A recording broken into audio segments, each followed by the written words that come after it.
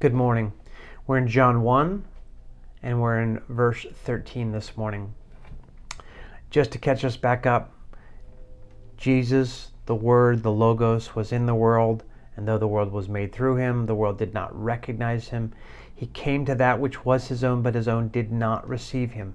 Verse 13, yet to all who did receive him, to those who believed in his name, he gave the right to become children of God. Children born not of natural descent, nor of human decision, nor a husband's will, but born of God. It's a pretty interesting passage. The word right here actually is the word exousia, which means in almost all other places power or authority. So we're trying to figure out what this means, this right to become children of God. Obviously, the latter half of the verse tells us that this is God's initiative. We don't drive this car, God drives it.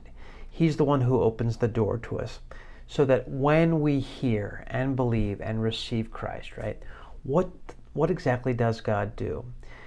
Notice with me that this is written late. This is the last gospel. It's written to both Jews and Gentiles. This idea of right or power or even capacity is now being said to people who are outside the Jewish frame, which meant, it's interesting, anyone who comes to Christ and anyone who sees him and receives him and believes him and puts their confidence in him, God does this amazing work. Jew or Gentile, slave or free, male or female, he does this thing.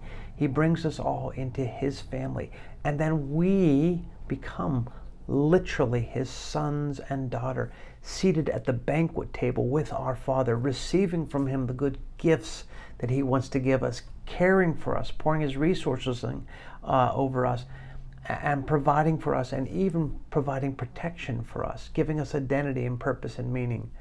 So I love this idea that God begins and he opens the door. We step through the door, and as we step through the door, this wonderful thing happens. We are brought in and fully received into God's kingdom, and then can live out as God's beloved. That's how we learn to see ourselves. We don't live in a world of scarcity. We live in a world of the kingdom of our loving and gracious and generous Father. With that in mind, let's go out and live as his kids today, sons and daughters of the King, confident in his love and his presence in our life. Grace and peace to you.